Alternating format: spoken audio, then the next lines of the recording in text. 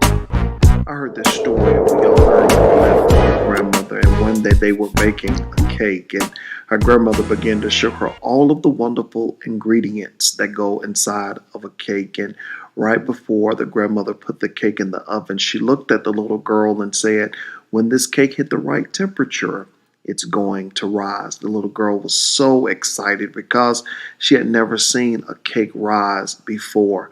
After about 2 minutes of the cake baking, the little girl ran to the window and said, "Grandmama, Grandmama, the cake is not rising. Something must be wrong." The grandmother looked at her and said, "Baby, don't worry. It's going to rise." After about 4 minutes of the cake baking, the little girl ran to the window and said, "Grandmama, no, something is terribly wrong with this cake. It's not rising." The grandmother looked at the little girl and said, "Baby, don't worry. It's going to rise." The little girl forgot to go back and look, and after about an hour, she remembered, ran back to the window of the oven and looked in, and a smile filled her face, and she was so happy.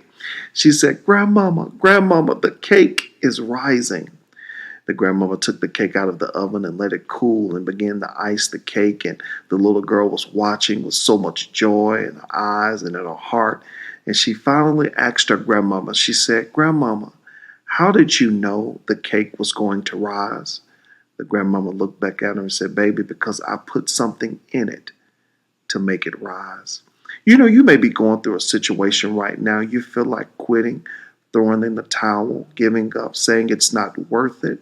I want to let you know that down in your heart is something God put in you to make you rise out of this. You're going to come out of it because just as that grandmother put that ingredient in that cake, something is woven down in the reservoir of your greatness that will cause you to rise and come out. Keep going. Don't quit.